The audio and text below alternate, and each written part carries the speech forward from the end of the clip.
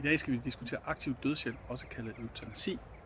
Et evigt etisk spørgsmål, der deler vandene både blandt fagfolk, borgere og politikere. Til højre for mig har vi Tina Clausen, der er præst i Roskilde Sogn. Og på min venstre hånd har vi Julie Bundgaard, som er ungdomspolitiker hos Det Konservative Folkeparti. Velkommen til jer begge. Tina, hvordan ser du på, at nogle mennesker vælger at afslutte deres liv ved hjælp af aktiv dødshjælp? Hvad tænker du om det, Tina siger, Julie? Nej, nu skal vi lige tilbage på sporet. Tina, du nævnte kort glidebaneeffekten. Hvilke problemer tænker du specifikt, at denne effekt vil skabe i det danske samfund? Jeg kan næsten høre på det hele, at I ikke er enige om glidebanesituationen. Julie, kan du uddybe, hvorfor du ikke tror, at det bliver en realitet? Men Tina, du må da vel have andre argumenter. Hvorfor eutanasi ikke skal legaliseres i Danmark?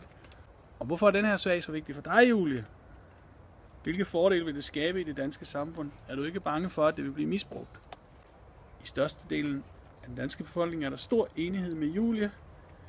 Hvordan håndterer du det, Tina? Og hvorfor tror du, at det er realiteten? Hvad nu hvis vi forestiller os, at aktiv dødshjælp fortsat er ulovlig i Danmark? Hvordan kan staten så hjælpe dem, der ønsker at dø? Bør staten gøre det mere eller mindre, end de gør i dag? Og det bliver det sidste ord for i dag. Som vi alle sammen kan høre, er det både et spændende etisk og følelsesmæssigt emne, og vi ser frem til den videre debat.